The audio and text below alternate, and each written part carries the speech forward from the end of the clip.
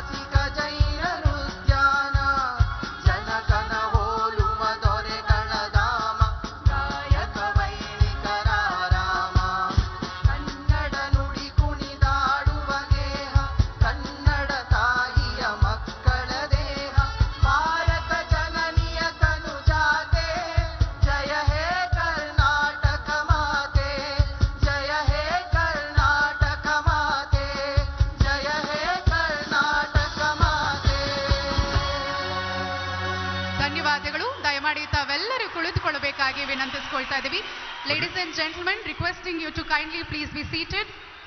ಬಂಧುಗಳೇ, ಈ ವೇದಿಕೆಯ ಎಡಭಾಗದಲ್ಲಿ 3 ಜನ ಭವ್ಯ ಪ್ರಾತಸ್ಮರಣೀಯರ portraits ಇದೆ. We now request the Honorable Prime Minister and the dignitaries to kindly offer floral tribute to the portraits of Nadaprabhu Kempegowda, Veeravanite Vanake Obava, Santa Shri Kanakadasa. ಇದೀಗ ಗೌರವಾನ್ವಿತ ಪ್ರಧಾನ ಮಂತ್ರಿಗಳಲ್ಲಿ ಹಾಗೂ ವೇದಿಕೆ ಮೇಲೆ ಉಪಸ್ಥಿತರಿರುವಂತಹ ಗಣ್ಯಮಾನ್ಯರಲ್ಲಿ ನಾಡಪ್ರಭು ಕೆಂಪೇಗೌಡ, ವೀರವನಿತೆ ಒನಕೆ ಓಬವ್ವ, ಸಂತ ಕನಕದಾಸರ ಭಾವಚಿತ್ರಗಳಿಗೆ ಪುಷ್ಪ ನಮನವನ್ನ ಸಲ್ಲಿಸಬೇಕಾಗಿ ವಿನಂತಿ. ದೂರದರ್ಶಿತ್ವದ ಕೆಂಪೇಗೌಡರು ಹಾಗೆಯೇ ಭಕ್ತಿಯ ಪರಾಕಾಷ್ಠತೆಯನ್ನು ಮೆರೆದಂತಹ ಸಂತ ಕನಕದಾಸ ಹಾಗೂ ನಾರಿ ಶಕ್ತಿಯ ಪ್ರತೀಕ ವೀರವನಿತೆ ಒನಕೆ ಓಬವ್ವ ಇದೀಗ ಪುಷ್ಪ ನಮನವನ್ನ ಸನ್ಮಾನ್ಯ ಪ್ರಧಾನಮಂತ್ರಿಗಳು ಹಾಗೂ ಎಲ್ಲ ಗಣ್ಯರು ಸಲ್ಲಿಸಿ ತಮ್ಮ ಸ್ವಸ್ಥಾನಕ್ಕೆ ಹಿಂತಿರುಗುತ್ತಿದ್ದಾರೆ. Indeed, a floral tribute to the portraits of Nadaprabhu Kempegowda, Veeravanite Vanake Obava, Saint Shri Kanakadasa.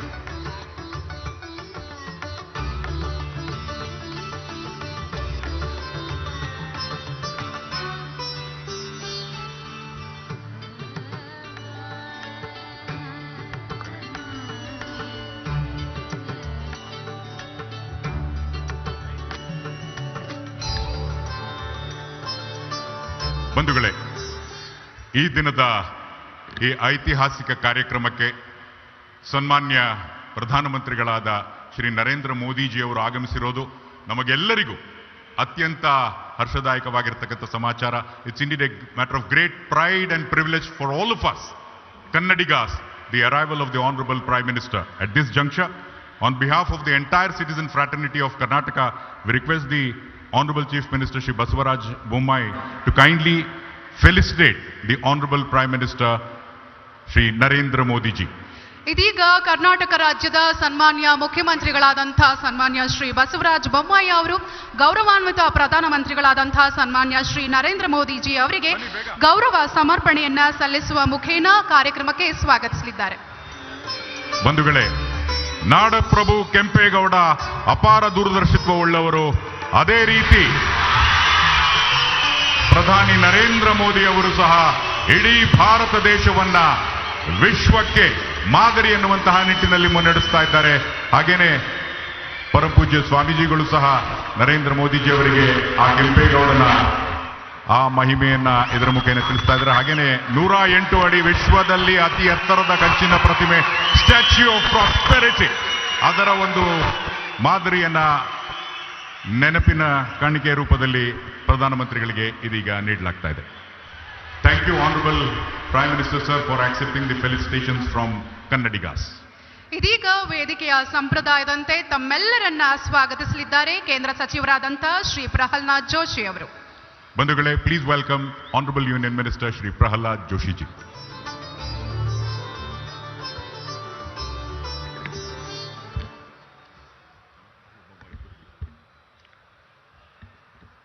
Kanakadasa ಜಯಂತಿಯ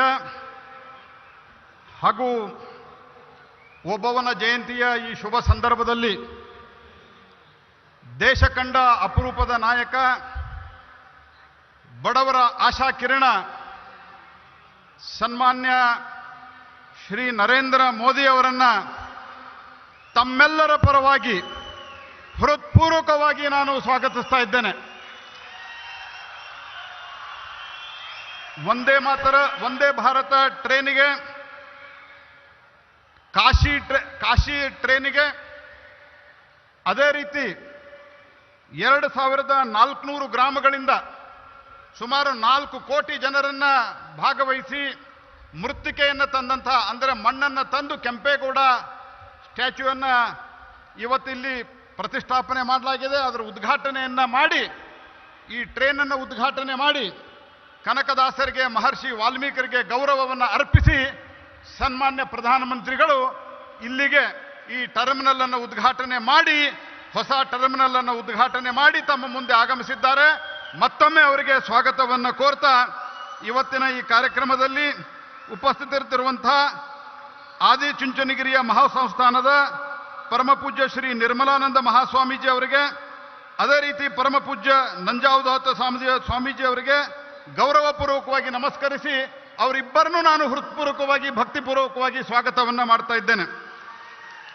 ಅದೇ ರೀತಿ ಕರ್ನಾಟಕದ ರಾಜ್ಯಪಾಲರಾದಂತಹ ಶ್ರೀ ತಾವರ್ಚಂದ್ ಗೆಹ್ಲೋಟ್ ಅವರಿಗೆ ಮತ್ತು ರಾಜ್ಯದ ಮುಖ್ಯಮಂತ್ರಿಗಳಾದಂತಹ ಸನ್ಮಾನ್ಯ ಬಸವರಾಜ ಬೊಮ್ಮಾಯಿ ಅವರಿಗೆ ಮತ್ತು ಸನ್ಮಾನ್ಯ BS ಯಡಿಯೂರಪ್ಪನವರಿಗೆ ಮತ್ತು ವೇದಿಕೆ ಮೇಲೆ ಇರುವಂಥ ಎಲ್ಲ ಗಣ್ಯರಿಗೆ, ಎಲ್ಲ ಮಂತ್ರಿಗಳು, ಕೇಂದ್ರದ ಮಂತ್ರಿಗಳು, ಶಾಸಕರು, ಇವರೆಲ್ಲರಿಗೂ ನಾನು ಹೃತ್ಪೂರ್ವಕವಾಗಿ ಸ್ವಾಗತವನ್ನು ಕೋರ್ತಾ, ಇವತ್ತು ಈ ಕೆಂಪೇಗೌಡ ವಿಮಾನ ನಿಲ್ದಾಣ ಇದರ 2ನೇ ಟರ್ಮಿನಲ್, ಮೊದಲನೇ ಟರ್ಮಿನಲ್ ಅಟಲ್ ಬಿಹಾರಿ ವಾಜಪೇಯಿ ಕಾಲದಲ್ಲಿ ಆಗಿದ್ದರೆ 2ನೇ ಟರ್ಮಿನಲ್ಲು ಸನ್ಮಾನ್ಯ ಬೊಮ್ಮಾಯಿ ಅವರು ಮತ್ತು ಪ್ರಧಾನಮಂತ್ರಿ ನರೇಂದ್ರ ಮೋದಿ ಅವರ ಕಾಲದಲ್ಲಿ ಆಗಿದೆ. ಅದೇ ರೀತಿ ಹಲವಾರು ಯೋಜನೆಗಳನ್ನು ಕೊಟ್ಟು ಬೆಂಗಳೂರಿಗೆ ಮೆಟ್ರೋ ಕೊಟ್ಟಿರುವಂಥದ್ದು ನಮ್ಮ ಕಾಲದಲ್ಲಿ ಹಿಂದೆ. ಈಗ ಸಬರ್ಬನ್ ರೈಲನ್ನು ಕೊಟ್ಟು ಅನೇಕ ಕೊಡುಗೆಗಳನ್ನು ಬೆಂಗಳೂರಿಗೆ ಕೊಟ್ಟು ಇವತ್ತು ಸನ್ಮಾನ್ಯ ಪ್ರಧಾನಮಂತ್ರಿಗಳಲ್ಲಿ ಆಗಮಿಸಿದ್ದಾರೆ. ಅವರನ್ನು ಅತ್ಯಂತ ಹೃದಯಪೂರ್ವಕವಾಗಿ ಸ್ವಾಗತಿಸ್ತಾ ನನ್ನ ಮಾತನ್ನು ಮುಕ್ತಾಯಗೊಳಿಸೋದಕ್ಕಿಂತ ಮುಂಚಿತವಾಗಿ ಒಂದು ಸಂತೋಷದ ಸಂಗತಿಯನ್ನು ತಮ್ಮ ಮುಂದೆ ಹೇಳಲಿಕ್ಕೆ ಇಚ್ಛೆ ಪಡ್ತೇನೆ. ನಮ್ಮ ಬೆಳಗಾವಿಯ ಶ್ರೀನಿವಾಸ್ ಠಾಣೇದಾರ್ ಅಂತ ಅವರ ಹೆಸರು. ಮೂಲತಃ ಬೆಳಗಾವಿಯ ಚಿಕ್ಕೋಡಿ ಅವರು. ಅವರ ತಂದೆಯವರು ಒಬ್ಬ ಸಾಮಾನ್ಯ ಕ್ಲಾರ್ಕ್ ಆಗಿದ್ದರು. ಅವರು ಅಮೆರಿಕಾದಲ್ಲಿ ಹೋಗಿ ಮೊನ್ನೆ ನಡೆದಂತಹ ಅಮೆರಿಕೆಯ ಸಂಸತ್ತು ಅಂದರೆ ಕಾಂಗ್ರೆಸ್ಸಿನ ಚುನಾವಣೆಯಲ್ಲಿ ಗೆದ್ದು ಬಂದಂತಹ ಒಬ್ಬ ಕನ್ನಡಿಗರನ್ನು ಸಹಿತ ಇದೇ ಸಂದರ್ಭದಲ್ಲಿ ನಾನು ಅವರಿಗೆ ಅಭಿನಂದನೆಯನ್ನ ಹೇಳ್ತಾ, ಅವರಿಗೆ ಹೃತ್ಪೂರ್ವಕವಾದಂತಹ ಅಭಿನಂದನೆಯನ್ನ ಹೇಳ್ತಾ, ನಾನು ತಮ್ಮೆಲ್ಲರನ್ನೂ ಇಷ್ಟು ದೊಡ್ಡ ಸಂಖ್ಯೆಯಲ್ಲಿ, ಇಷ್ಟು ಬೇಗ ಬೆಳಿಗ್ಗೆ ಇಷ್ಟು ದೊಡ್ಡ ಸಂಖ್ಯೆಯಲ್ಲಿ ಬಂದಿರುವಂತಹ ತಮ್ಮೆಲ್ಲರನ್ನೂ ಮತ್ತು ಮಾಧ್ಯಮದ ಸ್ನೇಹಿತರನ್ನು ಸ್ವಾಗತಿಸಿ ನನ್ನ ಮಾತನ್ನು ಮುಕ್ತಾಯ ಮಾಡ್ತಾ ಇದ್ದೇನೆ. ಜೈ ಹಿಂದ್, ಜೈ ಕರ್ನಾಟಕ.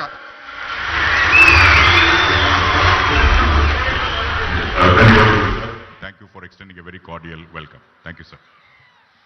ಬನ್ನಿ ಬಂಧುಗಳೇ, ನಾಡಪ್ರಭು ಕೆಂಪೇಗೌಡರ ಕುರಿತಾಗಿ ಒಂದು ಕಿರು ಚಿತ್ರದ ಪ್ರಸ್ತುತಿವಾಗಲಿದೆ. ಬನ್ನಿ ವೀಕ್ಷಿಸೋಣ. Video please. ಗ್ಲೋಬಲ್ ನಗರವೆಂದೇ ಹೆಸರು ಪಡೆದ ಈ ಬೆಂಗಳೂರು ಭೂಮಿಯ ನಿರ್ಮಾತೃ ಕೆಂಪೇಗೌಡರ ಕಥೆ ಇದು.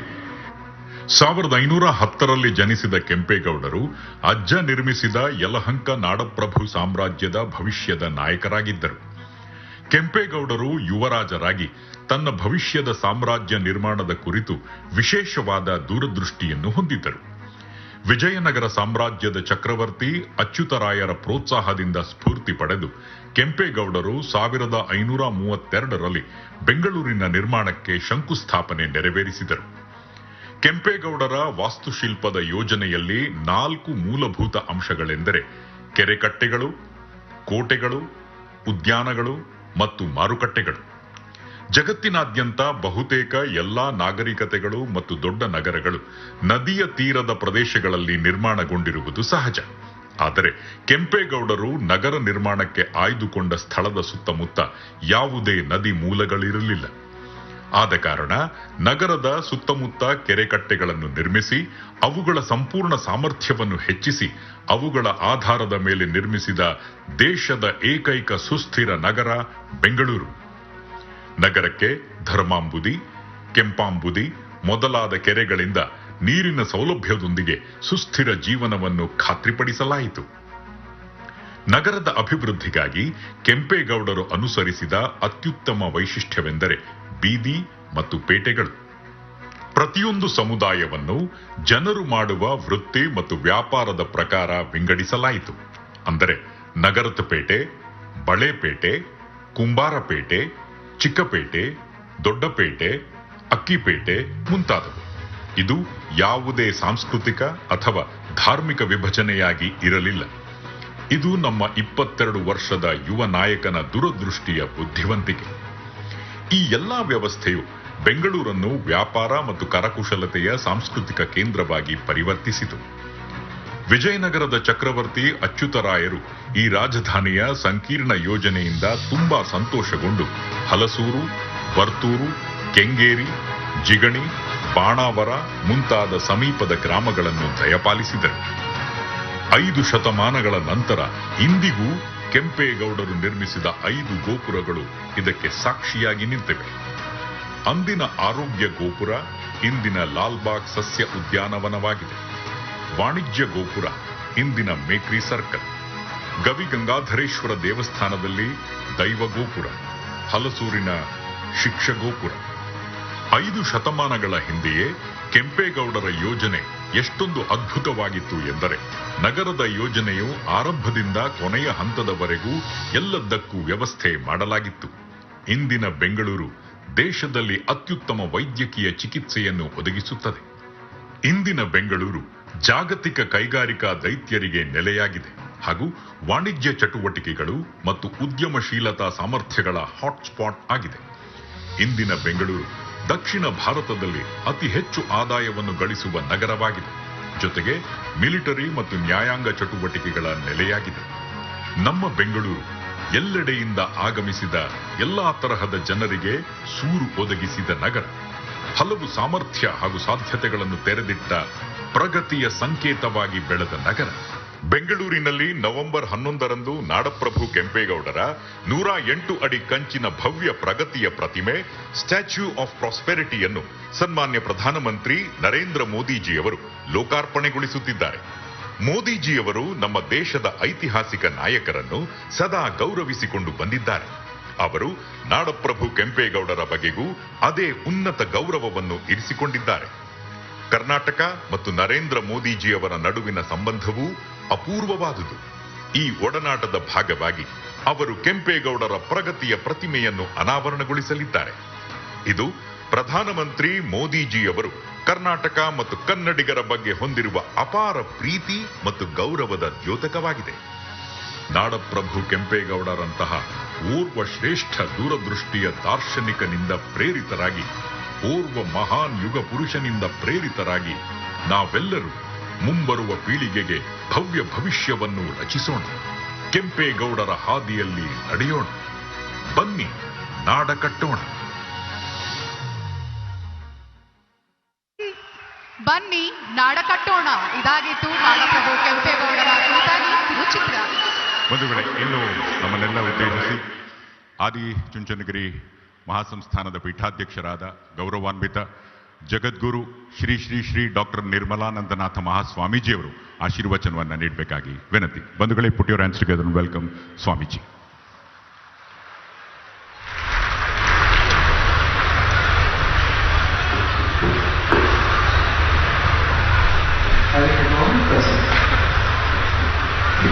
ಬ್ರಹ್ಮಾನಂದಂ ಪರಮಸುಖದಂ ಕೇವಲಂ ಜ್ಞಾನಮೂರ್ತಿಂ ದ್ವಂದ್ವಾತೀತಂ ಗಗನ ಸದೃಶಂ ತತ್ವಮಸ್ಯಾದಿಲಕ್ಷ್ಯಂ ಏಕಂ ನಿತ್ಯಂ ವಿಮಲಂ ಅಚಲಂ ಸರ್ವಧಿ ಸಾಕ್ಷಿಭೂತಂ ಭಾವಾತೀತಂ ತ್ರಿಗುಣರಹಿತಂ ಸದ್ಗುರುಂ ತಂ ನಮಾಮಿ.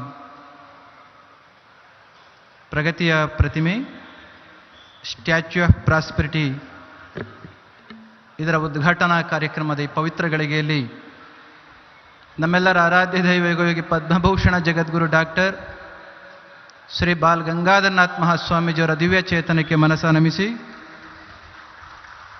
ಇವತ್ತಿನ ಈ ಕಾರ್ಯಕ್ರಮಕ್ಕೆ, ಬಹು ನಿರೀಕ್ಷಿತವಾದ ಕಾರ್ಯಕ್ರಮಕ್ಕೆ, ಭವ್ಯ ಭಾರತದ ಜನಪ್ರಿಯ ಪ್ರಧಾನಮಂತ್ರಿಗಳಾಗಿ, ವಿಶ್ವ ನಾಯಕರಾಗಿ ಇವತ್ತಿನ ಸ್ಟ್ಯಾಚ್ಯೂ ಆಫ್ ಪ್ರಾಸ್ಪರಿಟಿಯನ್ನು ಉದ್ಘಾಟನೆ ಮಾಡಿರ್ತಕ್ಕಂಥ ಗೌರವಾನ್ವಿತ ನರೇಂದ್ರ ಮೋದಿಜಿಯವರನ್ನು ಕೂಡ ನೆನಪು ಮಾಡಿಕೊಡ್ತಾ, ಶ್ರೀ ಸ್ವಾಮೀಜಿಯವರು, ಮುಖ್ಯಮಂತ್ರಿಗಳು, ಗವರ್ನರ್ ಮತ್ತು ನೆರೆದಿರ್ತಕ್ಕಂಥ ಎಲ್ಲ ಮಾನ್ಯರೇ ಮತ್ತು ಸಭಿಕರೇ, ಆಸ್ತಿಕ ಬಂಧುಗಳೇ, ಸದ್ಭಕ್ತ ಮಹಾಶಯರೇ, ಜೂನ್ 27, 2020 ಕರೋನಾ ತುತ್ತ ತುದಿಯಲ್ಲಿದ್ದಂಥ ಸಂದರ್ಭ. ಜೂನ್ 27 ನಾಡಪ್ರಭು ಕೆಂಪೇಗೌಡರ ಜನ್ಮದಿನಾಚರಣೆ. ಮಾನ್ಯ ಶ್ರೀ ಯಡಿಯೂರಪ್ಪನವರು ಈ ವರ್ಷದ ಜನ್ಮದಿನಾಚರಣೆಯನ್ನು ವಿಶೇಷವಾಗಿ ಆಚರಿಸ್ತೇವೆ ಅಂತ ಹೇಳಿ ಕರೋನಾ ಹೊತ್ತಿನಲ್ಲಿ ವಿಶೇಷವಾದ ರೀತಿಯಲ್ಲಿ ನಾಡಪ್ರಭು ಕೆಂಪೇಗೌಡರ 108 ಅಡಿ ಎತ್ತರದ ವಿಗ್ರಹವನ್ನು ಮಾಡುವುದರ ಮುಖಾಂತರ, ಅದಕ್ಕೆ ಅಸ್ಥಿಭಾರವನ್ನು ಹಾಕುವುದರ ಮುಖಾಂತರ ಪ್ರಾರಂಭ ಮಾಡಿದಂಥ ಒಂದು ಸವಿನೆನಪು ಜೂನ್ 27, 2020. ಕರೋನಾ ಕಾರಣದಿಂದ ಜಗತ್ತಿನ ಎಲ್ಲ ದೇಶಗಳ ಪ್ರಗತಿ ನಿಂತಿತ್ತು, ಚಟುವಟಿಕೆಗಳು ನಿಂತಿದ್ದು, ಆದರೆ ಪ್ರಗತಿಯ ಪ್ರತಿಮೆ ಮಾತ್ರ ಕೆಲಸ ನಿಲ್ಲಿಸಲಿಲ್ಲ. ಇವತ್ತು 2 ವರ್ಷಗಳ ನಂತರದಲ್ಲಿ ನಾಡಪ್ರಭು ಕೆಂಪೇಗೌಡರ ಪ್ರಗತಿಯ ಪ್ರತಿಮೆ ಪ್ರಗತಿಯ ದ್ಯೋತಕವಾಗಿ ಉದ್ಘಾಟನೆಗೊಂಡಿದೆ. ಅದಕ್ಕಾಗಿ ಮಾನ್ಯ ಪ್ರಧಾನಮಂತ್ರಿಗಳಿಗೆ ಸಮಸ್ತ ಕನ್ನಡ ನಾಡಿನ ಬಂಧುಗಳ ಪರವಾಗಿ ನಾವು ಅಭಿನಂದನೆಗಳನ್ನು ಸಲ್ಲಿಸ್ತೇವೆ. ಸ್ವಾಮಿ ವಿವೇಕಾನಂದರು ಹೇಳ್ತಾ ಇದ್ರು, if India lives who dies, if India dies who lives. Bharat ಉಳಿದರೆ ಎಲ್ಲರೂ ಉಳಿತಾರೆ, ಭಾರತ ಅಳಿದರೆ ಯಾರೂ ಉಳಿಲಿಕ್ಕೆ ಸಾಧ್ಯ ಇಲ್ಲ ಅಂತ. ಇದರ ಮೇಲೆ ಜ್ಞಾನದ ದೃಷ್ಟಿಯಿಂದ ಹೇಳಿದ ಮಾತು. ನಾಡಪ್ರಭು ಕೆಂಪೇಗೌಡರು ನಾಡನ್ನು ಆಳಿದ್ದಷ್ಟೇ ಅಲ್ಲ, ಅವರ ಧರ್ಮಪ್ರಭುಗಳು ಕೂಡ ಆಗಿದ್ದವರು. ಅಂತಹ ಧರ್ಮಪ್ರಭು ಕಟ್ಟಿದ ಬೆಂಗಳೂರಿನ ಸಂಕೇತವಾಗಿ ಹಲವಾರು ಸಾಧನೆಗಳನ್ನು ಇದುವರೆಗೂ ಕೂಡ ನಾವು ವಿಡಿಯೋದಲ್ಲಿ ನೋಡಿದ್ವಿ. ಮುಖ್ಯವಾಗಿ ಇವತ್ತು ಮಾನ್ಯ ಪ್ರಧಾನಮಂತ್ರಿಗಳು ಬಂದಿರತಕ್ಕಂಥ ಈ ಸಂದರ್ಭದಲ್ಲಿ 500 ವರ್ಷಗಳ ಹಿಂದೆ ಯಾವ ನಾಡಪ್ರಭು ಕೆಂಪೇಗೌಡರು ನಾಡನ್ನು ಕಟ್ಟುವ ಸಂದರ್ಭದಲ್ಲಿ ಎಲ್ಲ ಸಮುದಾಯದವರನ್ನು ಒಟ್ಟುಗೂಡಿಸಿ, the best resource of any country is the human resource. If skill is used for the prosperity and the development of the country, obviously the land are the country is going to be prospered. It is because of that he identified all the best skills of the people during that time, because of which 64 markets have come into existence based upon the skills. After 500 years of existence, our Honorable Prime Minister, having understood the basic necessity and the importance of setting the skill, He has created the skill setting, skill development, not only skill development, reskilling and upskilling. All these three concepts are given by our Narendra Modi ji, Prime Minister, Honorable Prime Minister, skilling India, reskilling India and upskilling India. Because if human potential is not used to its fullest extent, obviously any country, irrespective of its legacy, is not going to be prospered. Considering this aspect, he has given much importance for this. Second thing, one who knows the culture of the country, such person is going to derive the energy to rule the country. One who doesn't know the culture, obviously is going to suffer without having any energy. ಇವತ್ತು ನಮ್ಮ ನಾಡಪ್ರಭು ಕೆಂಪೇಗೌಡರು ಧರ್ಮಪ್ರಭುಗಳು ಸಂಸ್ಕೃತಿನ ರೂಢಿಸಿಕೊಂಡಿದ್ದಂಥವರು. ಅದೇ ದಾರಿನಲ್ಲಿ having understood the importance of the culture and the spirituality of this land, Narendra Modi ji has derived so much of energy. As a result, he is emerged as a great leader of this country and the world. ಒಂದು ಕಾಲ ಇತ್ತು ಜಗತ್ತಿನ ಬೇರೆ ಬೇರೆ ದೇಶದವರು ನಮ್ಮನ್ನ ಕೇಳಿ ನೀವು ಅಧಿಕಾರ ಮಾಡಿ ಅನ್ನೋ ಕಾಲ. Today we have reached such a stage wherein for the world problems, those countries have been approaching our country seeking the advice and they are getting pursued. It's all because of the rolling. Plato ಒಂದು ಮಾತನ್ನ ಹೇಳಿದ, always the ruler should be a philosopher or the philosopher should become a ruler. ಏನಾಗಂದ್ರೆ ಯಾರಿಗೆ ಜ್ಞಾನ ಇದೆಯೋ ಅವ ದೇಶವನ್ನು ಆಳಬೇಕು ಅಂತ. ಆದರೆ ನರೇಂದ್ರ ಮೋದಿಜಿಯವರು, ಕೆಂಪೇಗೌಡರು ಇವರೆಲ್ಲರೂ ಕೂಡ ಜ್ಞಾನದ ಜೊತೆಯಲ್ಲಿ ಕರ್ಮಜ್ಞಾನವೂ ಇರಬೇಕು ಅಂತಕ್ಕಂಥ ತೋರಿಸಿಕೊಟ್ಟವರು. ಒಂದು ಕಡೆ ಜ್ಞಾನ, ಇನ್ನೊಂದು ಕಡೆ ಕರ್ಮ, ಈ ಎರಡು ಮಿಳಿತ ಆದದ್ದಾದರೆ ದೇಶ ಉದ್ಧಾರ ಆಗುತ್ತೆ. ಈ ದಾರಿನಲ್ಲಿ ಇವತ್ತು ನಮ್ಮ ದೇಶ ಪ್ರಗತಿಯನ್ನು ಸಾಧಿಸ್ತಾ ಇದೆ. ಕರೋನಾ ಆರ್ಥಿಕ ಸ್ಥಿತಿಯನ್ನು ಮುಳುಗಿಸಿದ್ರು ಕೂಡ, ಬೇರೆ ಬೇರೆ ದೇಶದ ಆರ್ಥಿಕ ಸ್ಥಿತಿ ಡೋಲಾಯಮಾನ ಆಗಿದ್ರು ಕೂಡ ನಮ್ಮ ದೇಶದ ಆರ್ಥಿಕ ಸ್ಥಿತಿ ಇಷ್ಟೊಂದು ಸುಭದ್ರವಾಗಿರಲಿಕ್ಕೆ ಕೆಂಪೇಗೌಡರು ಅಂದು ಕಟ್ಟಿಕೊಟ್ಟಿದ್ದಂಥ ನಾಡು, ಅದನ್ನು ಅನುಸರಣೆ ಮಾಡ್ತಾ ಇರ್ತಕ್ಕಂಥ ಇವತ್ತಿನ ನಿಯಮಗಳು ನಮ್ಮ ದೇಶವನ್ನು ಜಗದೆಲ್ಲೆಡೆ ತಲೆ ಎತ್ತಿ ನಿಲ್ಲುವ ಹಾಗೆ ಮಾಡಿದ್ದಾವೆ. ಇಂತಹ ಹೊತ್ತಿನಲ್ಲಿ ಬಂದು ಪ್ರಗತಿಯ ಸಂಕೇತವಾಗಿರ್ತಕ್ಕಂಥ ನಾಡಪ್ರಭು ಕೆಂಪೇಗೌಡರ ಪ್ರತಿಮೆಯನ್ನು ಅನಾವರಣವನ್ನು ಮಾಡಿ ಸಮಸ್ತ ಕನ್ನಡಿಗರಿಗೆ, ಸಮಸ್ತ ಸಮುದಾಯದ ಬಂಧುಗಳಿಗೆ ಸಂತೋಷವನ್ನು ಉಂಟು ಮಾಡಿರ್ತಕ್ಕಂಥ ಮಾನ್ಯ ಶ್ರೀ ಪ್ರಧಾನಮಂತ್ರಿಗಳಾಗಿರ್ತಕ್ಕಂಥ ನರೇಂದ್ರ ಮೋದಿಜಿಯವರಿಗೆ ನಾವು ಮತ್ತೊಮ್ಮೆ ಅಭಿನಂದನೆಗಳನ್ನು ಸಲ್ಲಿಸ್ತಾ, always there is one statement, man has succeeded in splitting an atom before acquiring the wisdom of uniting human hearts. ಇವತ್ತು ಆಗಿರ್ತಕ್ಕಂಥದ್ದು ಇಲ್ಲಿ ಮನುಷ್ಯರನ್ನು ಕೂಡಿಸುವ ಮುಖಾಂತರ ಶಕ್ತಿಯನ್ನು ಪ್ರವರ್ಧಮಾನಕ್ಕೆ ಬರುವಂತೆ ಮಾಡಿ ನಾಡಿನ ಪ್ರಗತಿಗೆ ಕೆಂಪೇಗೌಡರು ಕಾರಣರಾಗಿದ್ದರು. ಇವತ್ತು ನರೇಂದ್ರ ಮೋದಿಜಿಯವರು ಅದೇ ನಿಟ್ಟಿನಲ್ಲಿ ಕೆಲಸವನ್ನು ಮಾಡ್ತಾ ಇದ್ದಾರೆ. ಈ ಕೊನೆಯ ಮಾತಿನಲ್ಲಿ 2020 ಜೂನ್ 27 ಅಸ್ಥಿಭಾರ ಸಮಾರಂಭಕ್ಕೆ ಬಂದಂತಹ ದೇವೇಗೌಡರು ಇರ್ಬೋದು, SM ಕೃಷ್ಣ ಅವರು ಇರ್ಬೋದು, BS ಯಡಿಯೂರಪ್ಪನವರು ಇರ್ಬೋದು, ಬಂದಂಥ ಎಲ್ಲ ಮಹನೀಯರನ್ನು ಕೂಡ ಇಲ್ಲಿ ನೆನಪು ಮಾಡ್ಕೊಳ್ತಾ ಈ ಕಾರ್ಯಕ್ರಮಕ್ಕೆ ಬಂದು ಸಮಸ್ತ ಕನ್ನಡಿಗರಿಗೆ ಸಂತೋಷವನ್ನು ಉಂಟು ಮಾಡಿರ್ತಕ್ಕಂಥ ಭವ್ಯ ಭಾರತದ ಗೌರವಾನ್ವಿತ ಪ್ರಧಾನಮಂತ್ರಿಗಳಾಗಿರ್ತಕ್ಕಂಥ ನರೇಂದ್ರ ಮೋದಿಜಿಯವರಿಗೆ ಮತ್ತೊಮ್ಮೆ ಅಭಿನಂದನೆಗಳನ್ನು, ಧನ್ಯವಾದಗಳನ್ನು ಹೇಳ್ತಾ ನನ್ನ ಮಾತು ಮುಗಿಸ್ತೇನೆ. ಜೈ Shri Gurudev. Well, ladies and gentlemen, Parama Pujya Swamiji has thanked the Honorable Prime Minister Shri Narendra Modi ji on behalf of all Kannadigas, all country, not just leading India, but the entire world. Let's give a round of applause Parama Pujya Swamiji ಗಳಿಗೆ ಅನಂತ ವಂದನೆಗಳನ್ನು ಸಲ್ಲಿಸೋಣ ಆಶೀರ್ವಚನಕ್ಕಾಗಿ. ಧನ್ಯವಾದಗಳು ಸ್ವಾಮೀಜಿ. ಇನ್ನು ನಮ್ಮೆಲ್ಲರನ್ನ ಉದ್ದೇಶಿಸಿ ಮಾತನಾಡಲು ಬರಮಾಡಿಕೊಳ್ಳೋಣ ಕರ್ನಾಟಕ ರಾಜ್ಯದ ಜನಪ್ರಿಯ ಮುಖ್ಯಮಂತ್ರಿಗಳಾದಂಥ ಸನ್ಮಾನ್ಯ ಶ್ರೀ ಬಸವರಾಜ ಬೊಮ್ಮಾಯಿ ಅವರನ್ನ. Please welcome the Honorable Chief Minister of Karnataka, Shri Basavaraj Bommai ji.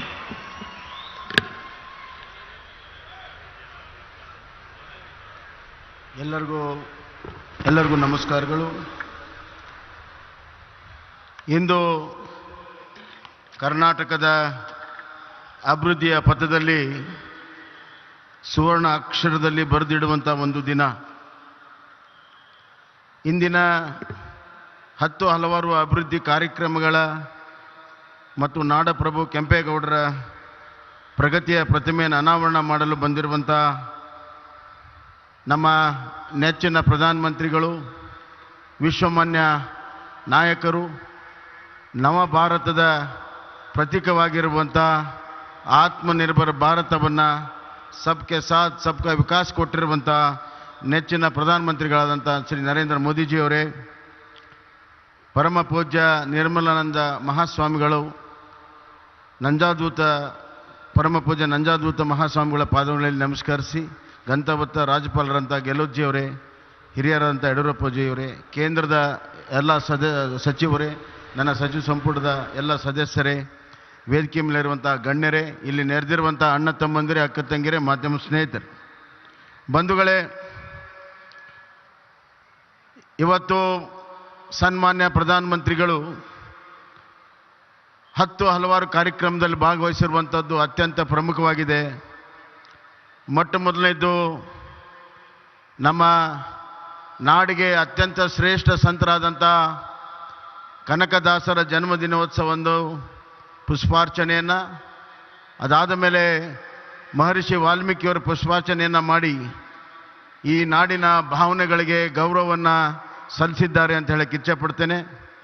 ಅದೇ ರೀತಿ ಇವತ್ತು ಇಲ್ಲಿ ಧೀರ ವೀರ ಒಣಕೆ ಓಬವ್ವ ನಾಡನ್ನು ಸಂರಕ್ಷಣೆ ಮಾಡೋದಕ್ಕೆ ತನ್ನ ಪ್ರಾಣವನ್ನೇ ತ್ಯಾಗ ಮಾಡಿರುವಂಥ ಒಣಕೆ ಓಬವ್ವನ ಗೌರವಾರ್ಪಣೆಯನ್ನು ಮಾಡಿದ್ದಾರೆ. ಹಾಗೂ ಒಂದೇ ಭಾರತದ ಇವತ್ತು ಏನು ರೈಲ್ವೆ ಟ್ರೇನನ್ನು ಉದ್ಘಾಟನೆ ಮಾಡಿ ಬೆಂಗಳೂರು ಮೈಸೂರು, ಬೆಂಗಳೂರು ಚೆನ್ನೈಗೆ ಬಹಳ ದಿನಗಳ ಬೇಡಿಕೆಯನ್ನು ಈಡೇರಿಸಿದ್ದಾರೆ. ಮತ್ತು ಬೆಂಗಳೂರಿನ 2ನೇ ಟರ್ಮಿನಲ್ಲು, ಅಂತಾರಾಷ್ಟ್ರೀಯ ಟರ್ಮಿನಲನ್ನು ಉದ್ಘಾಟನೆ ಮಾಡುವ ಮುಖಾಂತರ ಇಡೀ ಬೆಂಗಳೂರು ಏರ್ಪೋರ್ಟ್ ಇವತ್ತು ಭಾರತ ದೇಶದಲ್ಲಿಯೇ 2ನೇ ಅತಿ ದೊಡ್ಡ ಏರ್ಪೋರ್ಟ್ ಆಗಿ ಪರಿವರ್ತನೆ ಆಗಿದೆ. ಅವರಿಗೆ ನನ್ನ ವಿಶೇಷವಾಗಿರುವಂಥ ಕನ್ನಡ ನಾಡಿನ ಸಮಸ್ತ ಜನರ ಪರವಾಗಿ ಪ್ರಧಾನಮಂತ್ರಿ ನರೇಂದ್ರ ಮೋದಿಜಿಯವರಿಗೆ ಧನ್ಯವಾದಗಳನ್ನು ನಾನು ಹೇಳಕ್ಕೆ ಇಚ್ಛೆಪಡ್ತೀನಿ. ಬಂಧುಗಳೇ, ಹೆಚ್ಚಿಗೆ ಮಾತನಾಡುವಂಥದ್ದಿಲ್ಲ, ಈಗಾಗಲೇ ಪರಮ ಪೂಜ್ಯರೆಲ್ಲ ಹೇಳಿದ್ದಾರೆ. ಒಂದೇ ಒಂದು ಮಾತಿನಲ್ಲಿ ಹೇಳಬೇಕಾದ್ರೆ, ನಾಡಪ್ರಭು ಕೆಂಪೇಗೌಡರಿಗೆ ಬಗ್ಗೆ ಹೇಳಬೇಕಾದ್ರೆ, ವಿಜಯನಗರದ ಸಾಮ್ರಾಜ್ಯದ ಏನು ಒಂದು ಸುವರ್ಣ ಯುಗ ಇತ್ತು, ಆ ಸುವರ್ಣ ಯುಗದ ದರ್ಶನವನ್ನು ಈ ಬೆಂಗಳೂರು ಮತ್ತು ಸುತ್ತಮುತ್ತಲಿನ ಗ್ರಾಮಗಳಿಗೆ ಮಾಡಿ ತೋರಿಸಿರುವಂಥದ್ದು ಇವತ್ತು ನಾಡಪ್ರಭು ಕೆಂಪೇಗೌಡರು. ಅವರ ಒಂದು ದೂರದೃಷ್ಟಿಯಿಂದ ಇವತ್ತು ಬೆಂಗಳೂರು ನಗರ ಇಡೀ ವಿಶ್ವ ಮಾನ್ಯವನ್ನು ಪಡೆದಿದೆ. ಅವರು ಯೋಜನಾಬದ್ಧವಾದಂಥ ನಗರವನ್ನು ಮಾಡಿ, ಕೆರೆಕಟ್ಟೆಗಳ ನಿರ್ಮಾಣ ಮಾಡಿ, ಎಲ್ಲ ಪೇಟೆಗಳ ನಿರ್ಮಾಣ ಮಾಡಿ, ಜನರಿಗೆ ಸುಖ ಶಾಂತಿ ನೆಮ್ಮದಿ ವ್ಯಾಪಾರವನ್ನು ಮಾಡುವಂಥ ದೂರದೃಷ್ಟಿ ಏನು ಅವ್ರು ಕನಸು ಕಂಡಿದ್ರು ಅದನ್ನು ನೆನಸು ಮಾಡುವಂಥ ಸಾಮರ್ಥ್ಯ ಇರುವಂಥ ಒಬ್ಬ ದೂರದೃಷ್ಟಿಯ ನಾಡಪ್ರಭು ಅವರೇ ಕೆಂಪೇಗೌಡರು ಅನ್ನುವಂಥ ಮಾತನ್ನು ನಾನು ಹೇಳಕ್ಕೆ ಇಚ್ಛೆಪಡ್ತೇನೆ. ಬಂಧುಗಳೇ, ಕೆಂಪೇಗೌಡರಿಗೆ ಗೌರವ ಸಲ್ಲಿಸುವ ಮುಖಾಂತರ ಈ ನಾಡಿನ ಸಂಸ್ಕೃತಿ, ಪರಂಪರೆ, ಇತಿಹಾಸ ಮತ್ತು ಪ್ರಗತಿಪರ ಚಿಂತನೆಗೆ ಇವತ್ತು ನಾವು ಗೌರವವನ್ನು ಕೊಟ್ಟಂಗಾಗಿದೆ ಅನ್ನುವಂಥ ಮಾತನ್ನು ಈ ಸಂದರ್ಭದಾಗ ಹೇಳಿ, ನಾವು ಕೂಡ ಇವತ್ತು ಸಂಕಲ್ಪವನ್ನು ಮಾಡ್ತೇವೆ. ಕೆಂಪೇಗೌಡರ ಚಿಂತನೆಯಲ್ಲಿ, ಕೆಂಪೇಗೌಡರ ವಿಚಾರಧಾರೆಯಲ್ಲಿ, ಅವರ ನೀತಿಯಲ್ಲಿ, ಅವರ ರೀತಿಯಲ್ಲಿ ಈ ನಾಡನ್ನು ಕಟ್ಟಲು ನಾವು ಇಂದು ಸಂಕಲ್ಪವನ್ನು ನಮ್ಮ ಸರ್ಕಾರ ಮಾಡ್ತದೆ ಅನ್ನುವಂಥ ಮಾತನ್ನು ಹೇಳಿ, ಅಂದು ಒಬ್ಬ ವಿಕಾಸ ಪುರುಷ, ಅದಕ್ಕಾಗಿ ನಾವು ಸ್ಟ್ಯಾಚ್ಯೂ ಆಫ್ ಪ್ರಾಸ್ಪರಿಟಿ ಅಂತ ಇಟ್ಟಿದ್ದೇವೆ. ಪ್ರಗತಿಯ ಪ್ರತಿಮೆ, ಸಮೃದ್ಧಿಯ ಪ್ರತಿಮೆ.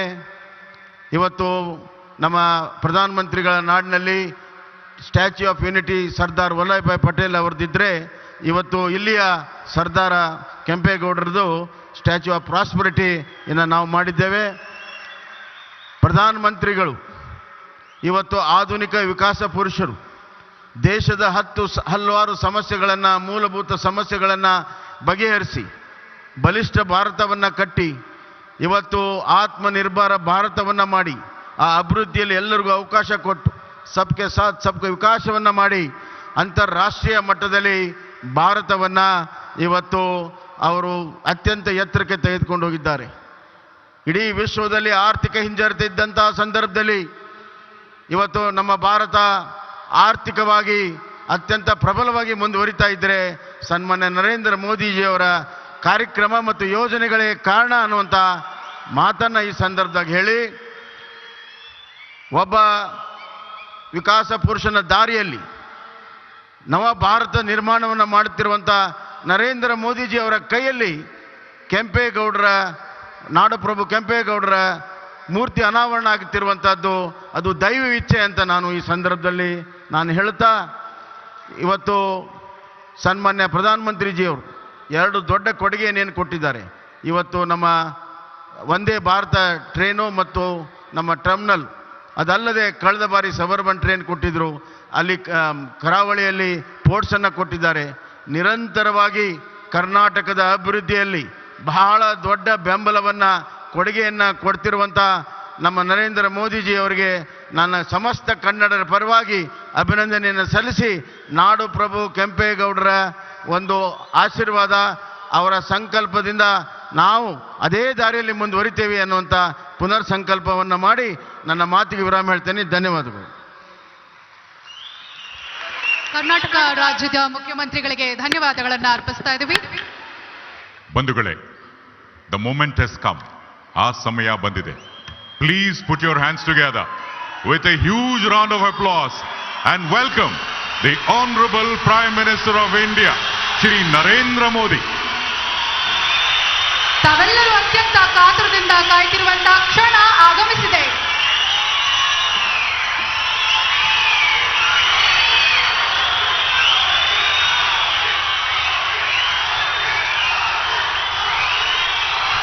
भारत माता की, भारत माता की. ಕರ್ನಾಟಕದ ಸಮಸ್ತ ಜನತೆಗೆ ನನ್ನ ಕೋಟಿ ಕೋಟಿ ನಮಸ್ಕಾರಗಳು.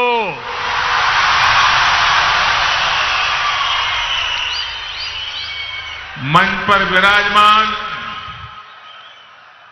पूज्य स्वामी जी, कर्नाटका के गवर्नर श्री थावरचंद गहलोत जी, यहां के लोकप्रिय मुख्यमंत्री श्री बसवराज बोम्मई जी, पूर्व मुख्यमंत्री श्रीमान येदियुरप्पा जी, केंद्रीय मंत्रिमंडल के मेरे सहयोगीगण, राज्य सरकार के मंत्री, सांसदगण, विधायकगण, अन्य सभी महानुभाव और विशाल संख्या में पधारे हुए मेरे प्यारे भाइयों और बहनों,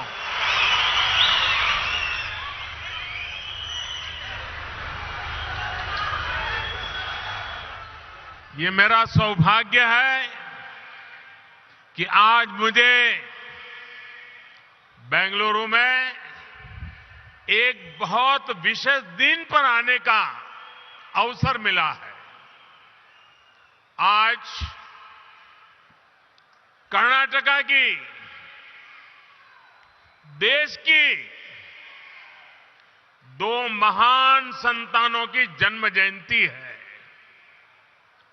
संत कनकदास जी ने हमारे समाज को मार्गदर्शन दिया, तो उनके ओवावाज ने हमारे गौरव, हमारी संस्कृति की सुरक्षा के लिए योगदान किया. मैं इन दोनों विभूतियों को पुनः एक बार नमन करता हूं.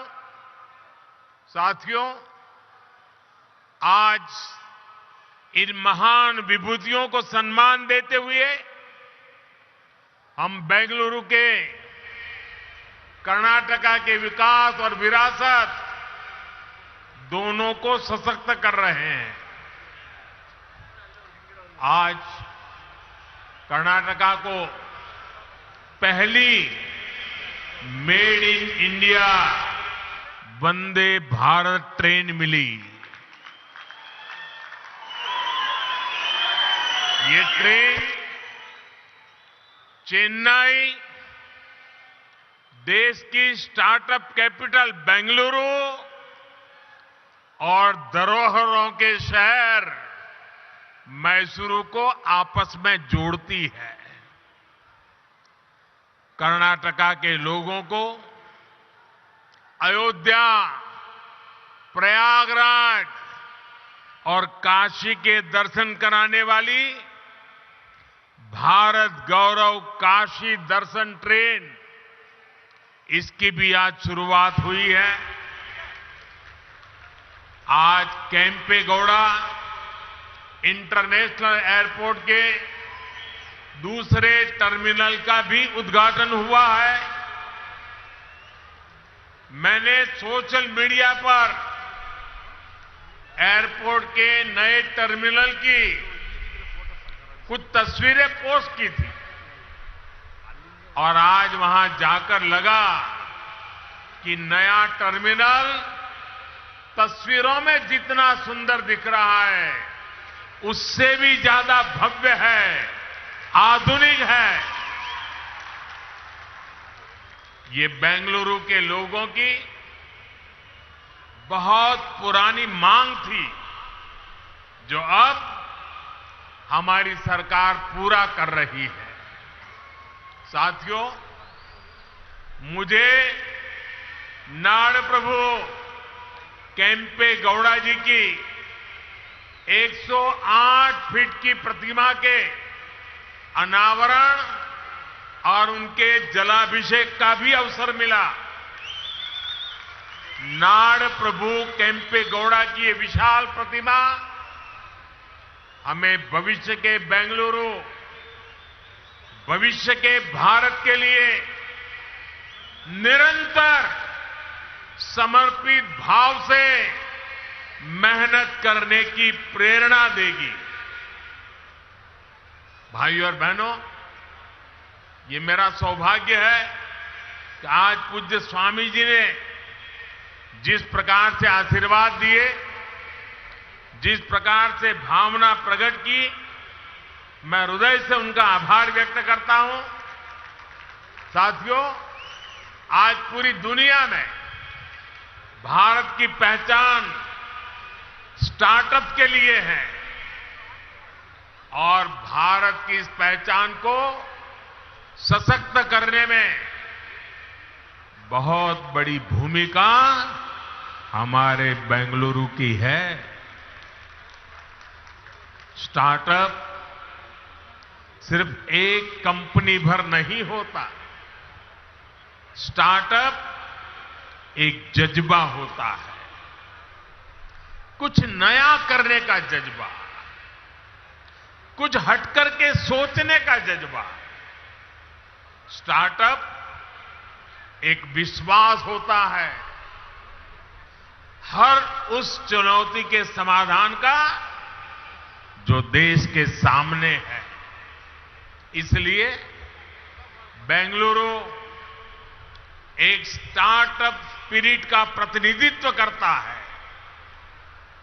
यही स्टार्टअप स्पिरिट आज दुनिया में भारत को एक अलग लीग में खड़ा करती है। भाइयों और बहनों, आज यहां जो कार्यक्रम हो रहा है ये भी बेंगलुरु की इसी युवा स्पिरिट का प्रतिबिंब है।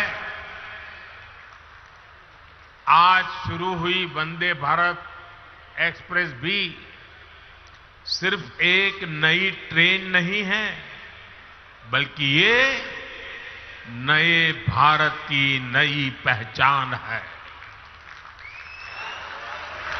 21वीं सदी में भारत की रेलवे कैसी होगी, ये उसकी झलक है। वंदे भारत एक्सप्रेस इस बात का प्रतीक है कि भारत अब रुक रुक चलने वाले दिनों को पीछे छोड़ चुका है। भारत अब तेज दौड़ना चाहता है और इसके लिए हर संभव प्रयास कर रहा है। साथियों, आने वाले 8-10 सालों में हम भारतीय रेल के कायाकल्प का लक्ष्य लेकर चल रहे हैं।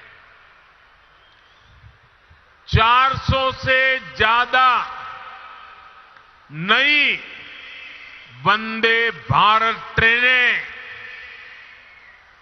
विस्टाडोम कोचेस भारतीय रेल की नई पहचान बनने वाले हैं। मालगाड़ियों के लिए डेडिकेटेड फ्रेट कॉरिडोर, ट्रांसपोर्टेशन की गति बढ़ाएंगे और समय भी बचाएंगे।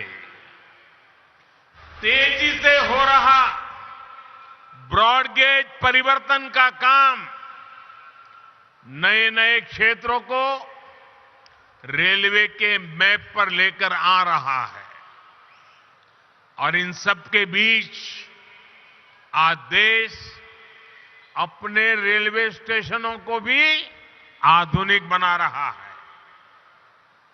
आज आप बेंगलुरु के सर एम विश्वेश्वरैया जी के रेलवे स्टेशन जाते हैं तो एक अलग ही दुनिया का अनुभव होता है। हमारा लक्ष्य देश के बड़े रेलवे स्टेशनों को इस प्रकार आधुनिक बनाने का है। इसी सोच के साथ यहां कर्नाटका में भी बेंगलुरु कैंटोनमेंट यशवंतपुर रेलवे स्टेशनों का भी कायाकल्प किया जा रहा है। साथियों, विकसित भारत के निर्माण में हमारे शहरों के बीच कनेक्टिविटी की भी बड़ी भूमिका होगी। देश में एयर कनेक्टिविटी का ज्यादा से ज्यादा विस्तार हो, हमारे एयरपोर्ट्स का विस्तार हो, ये आज समय की मांग है। बेंगलुरु एयरपोर्ट का नया टर्मिनल इसका उपयोग करने वाले पैसेंजर्स के लिए नई सुविधा लेकर आएगा। आज भारत दुनिया में एयर ट्रैवल के सबसे तेजी से बढ़ने वाले मार्केट में से एक है। जिस तरह देश आगे बढ़ रहा है, उसी तरह एयरपोर्ट्स पर पैसेंजर्स की संख्या भी बढ़ रही है। इसलिए हमारी सरकार देश में नए एयरपोर्ट्स का भी निर्माण करा रही है। 2014 से पहले देश में 70 के आसपास एयरपोर्ट थे, 70।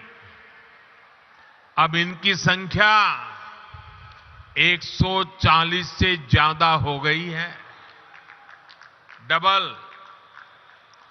बढ़ते हुए ये एयरपोर्ट्स हमारे शहरों का बिजनेस पोटेंशियल बढ़ा रहे हैं, नौजवानों के लिए नए अवसर भी बना रहे हैं।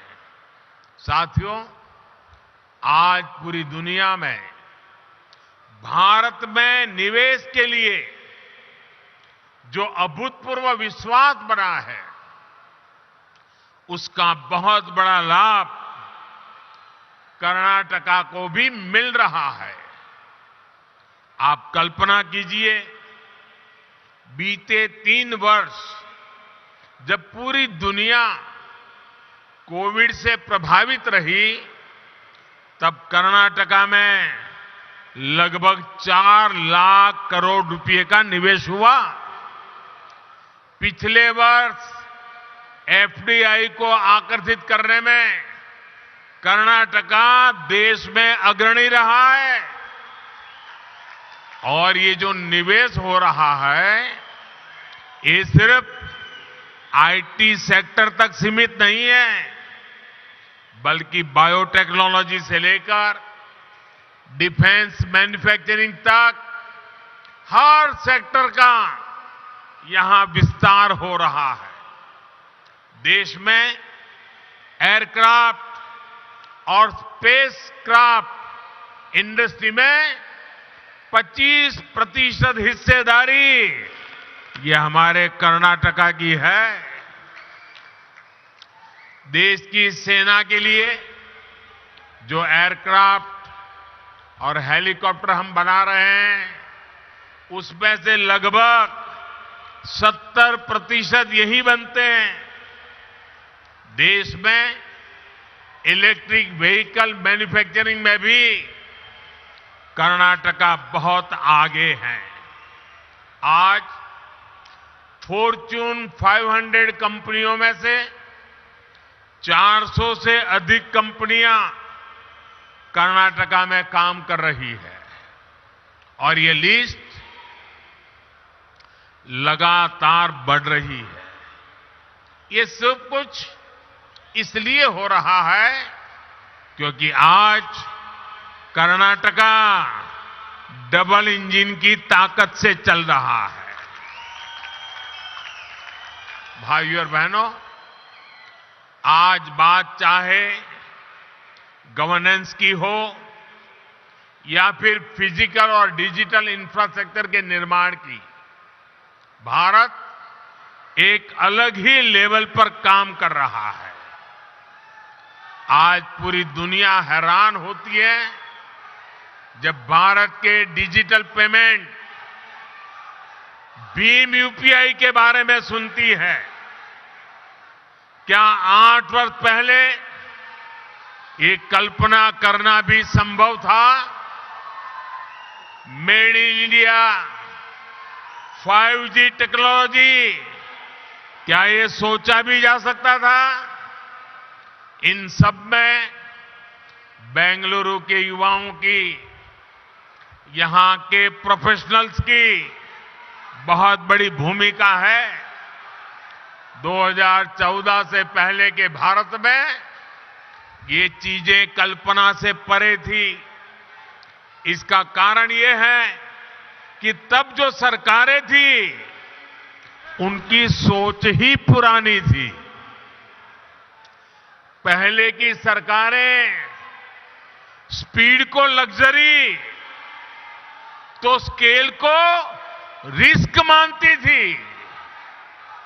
हमने ये धारणा बदल दी है। हम स्पीड को भारत की आकांक्षा मानते हैं और स्केल को भारत की ताकत मानते हैं। इसलिए आज भारत पीएम गति शक्ति नेशनल मास्टर प्लान के तहत देश में इंफ्रास्ट्रक्चर का विकास कर रहा है। हम सभी साक्षी हैं कि कैसे अतीत में इंफ्रास्ट्रक्चर के निर्माण में सबसे बड़ी समस्या तालमेल की रहती थी। जितने ज्यादा विभाग, जितनी ज्यादा एजेंसियां, उतनी ही देरी निर्माण में होती थी। इसलिए हमने तय किया कि सबको एक प्लेटफॉर्म पर लाया जाए। आज पीएम गति शक्ति नेशनल मास्टर प्लान के तहत 1500 से ज्यादा लेयर्स भी हैं। डेटा विभिन्न एजेंसियों को सीधे उपलब्ध हो रहा है। आज केंद्र और राज्य सरकारों के दर्जनों मंत्रालय, दर्जनों विभाग इस प्लेटफॉर्म से जुड़ चुके हैं। आज देश नेशनल इंफ्रास्ट्रक्चर पाइपलाइन के तहत इंफ्रा पर लगभग 110 लाख करोड़ रुपए के निवेश का लक्ष्य लेकर चल रहा है। देश में ट्रांसपोर्ट के हर माध्यम एक दूसरे से जुड़े, एक दूसरे को सपोर्ट करें। इसके लिए देश का बल, पूरी ताकत मल्टी मॉडल इंफ्रास्ट्रक्चर पर है। कुछ समय पहले ही देश ने नेशनल लॉजिस्टिक पॉलिसी भी लॉन्च की है। ये पॉलिसी देश में ट्रांसपोर्टेशन का खर्च कम करने, ट्रांसपोर्टेशन को इनोवेटिव बनाने में मदद करेगी। साथियों, भारत को विकसित बनाने के लिए फिजिकल इंफ्रास्ट्रक्चर के साथ ही देश के सोशल इंफ्रास्ट्रक्चर का भी मजबूत होना उतना ही आवश्यक है। मुझे खुशी है कि कर्नाटका की डबल इंजन सरकार सोशल इंफ्रा पर भी उतना ही ध्यान दे रही है। बीते 8 वर्षों में देश में गरीबों के लिए 3.5 करोड़ घर बनाए गए हैं। यहां कर्नाटका में भी गरीबों के लिए 8 लाख से ज्यादा पक्के घरों को स्वीकृति दी गई है। जल जीवन मिशन के तहत सिर्फ 3 वर्षों में ही देश में 7 करोड़ से अधिक घरों में पाइप से पानी की सुविधा पहुंचाई गई है। कर्नाटका के भी 30 लाख से ज्यादा ग्रामीण परिवारों तक पहली बार पाइप से पानी पहुंचा है। आयुष्मान भारत योजना के तहत देश के 4 करोड़ गरीबों को अस्पताल में मुफ्त इलाज मिला है। कर्नाटका के भी 30 लाख से अधिक गरीब मरीजों ने ये योजना का लाभ लिया है। मुझे खुशी है कि इन सुविधाओं की सबसे अधिक लाभार्थी हमारी माताएं हैं, हमारी बहनें हैं, हमारी बेटियां हैं। भाइयों और बहनों, आज देश में छोटे किसान हो, छोटे व्यापारी हो, फिशरमैन हो, रेहड़ी पटरी ठेले वाले हो, ऐसे करोड़ों लोग पहली बार देश के विकास की मुख्य धारा से जुड़ रहे हैं। पीएम किसान सम्मान निधि के तहत देश के 10 करोड़ से अधिक किसानों के बैंक खातों में लगभग 2.25 लाख करोड़ रुपए ट्रांसफर किए गए हैं।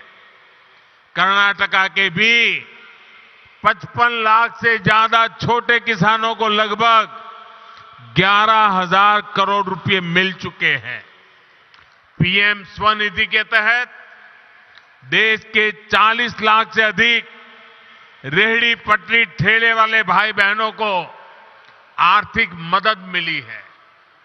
इसका लाभ कर्नाटका के भी 2 लाख से ज्यादा स्ट्रीट वेंडर्स को हुआ है।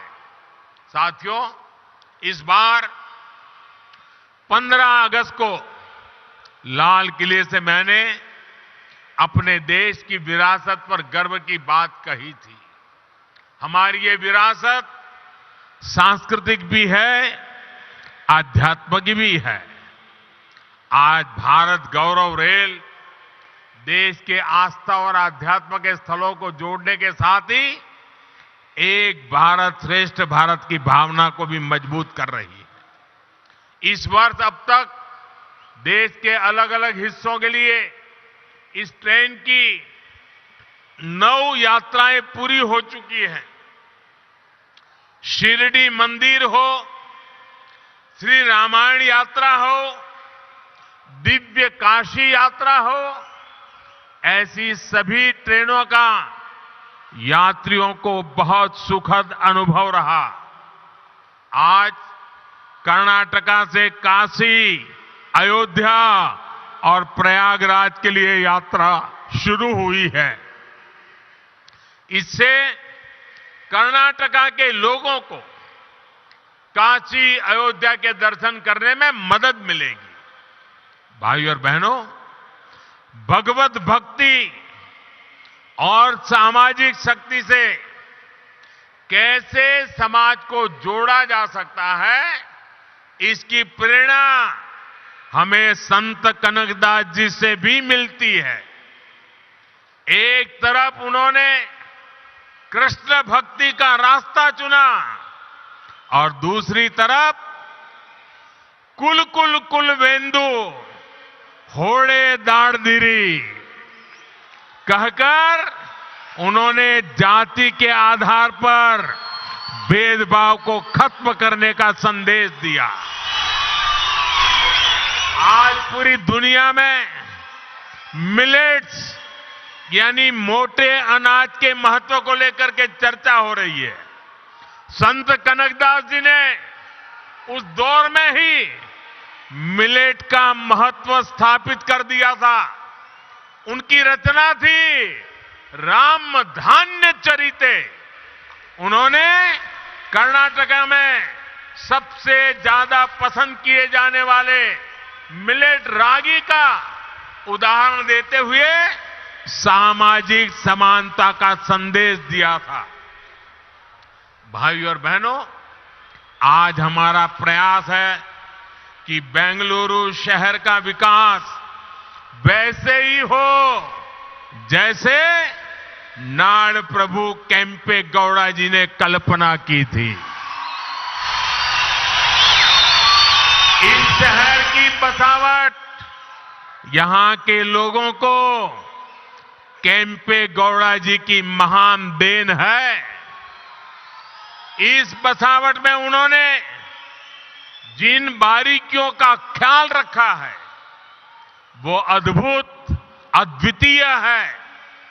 सदियों पहले उन्होंने बेंगलुरु के लोगों के लिए कॉमर्स, कल्चर और कन्वीनियंस की योजना तैयार कर दी थी।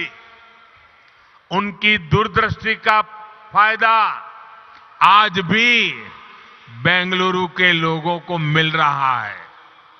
आज व्यापार, कारोबार, उसके रूप रंग भले ही बदल गए हो, लेकिन पेटे आज भी बेंगलुरु की कॉमर्शियल लाइफलाइन बना हुआ है। नाड़ प्रभु केम्पे गौड़ा जी का बेंगलुरु की संस्कृति को भी समृद्ध करने में अहम योगदान है। यहां का मशहूर गवि गंगाधरेश्वर मंदिर हो या बसवनगुड़ी इलाके के मंदिर, इनके जरिए केम्पे गौड़ा जी ने बेंगलुरु की सांस्कृतिक चेतना को हमेशा के लिए जीवंत बना दिया।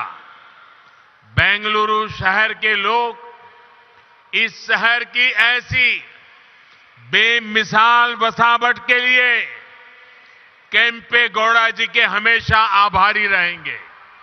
साथियों, बेंगलुरु अंतर्राष्ट्रीय शहर है। इसे हमें अपनी विरासत को संवारते हुए आधुनिक इंफ्रास्ट्रक्चर से समृद्ध करना है। ये सबका प्रयास से ही संभव है। एक बार फिर आप सभी को नए प्रोजेक्ट के लिए मैं बहुत बहुत बधाई देता हूं। पूज्य संतगण ने आकर के आशीर्वाद दिए, मैं उनका आभार व्यक्त करता हूं। और इतनी बड़ी तादाद में उमंग और उत्साह से भरे हुए कर्नाटका के नौजवान, कर्नाटक की माताएं बहनें, यहां का किसान हमें आशीर्वाद दे रहा है। मैं हृदय से आपका बहुत बहुत आभार व्यक्त करता हूं। धन्यवाद। बहुत बहुत धन्यवाद माननीय प्रधानमंत्री जी। ಬಂಧುಗಳೇ, ಕರ್ನಾಟಕದ ಡಬಲ್ ಇಂಜಿನ್ ಸರ್ಕಾರದ ಕಾರ್ಯವೈಖರಿಯನ್ನ ಮುಕ್ತ ಕಂಠದಿಂದ ಶ್ಲಾಘಿಸಿದ್ದಾರೆ ಸನ್ಮಾನ್ಯ ಪ್ರಧಾನಮಂತ್ರಿಗಳಾದ ಶ್ರೀ ನರೇಂದ್ರ ಮೋದಿ ಅವರು. He has complimented profusely the efforts of the Karnataka government towards contributing a new Karnataka to Navabharata. ಬಂಧುಗಳೇ, ನಾವೆಲ್ಲರೂ ಸಹ ಪ್ರಧಾನಮಂತ್ರಿಗಳಿಗೆ ಜೋರಾದ ಕರತಾಳನದೊಂದಿಗೆ please put your hands together and let's thank the honorable Prime Minister of India Shri Narendra Modi ji. ನಾವೆಲ್ಲರೂ ಎದ್ದು ನಿಲ್ಲುವ ಮೂಲಕ, ಚಪ್ಪಾಳೆಗಳನ್ನ ತಟ್ಟುವುದರ ಮೂಲಕ, ನಿಮ್ಮ ಕರತಾಳಗಳ ಮೂಲಕ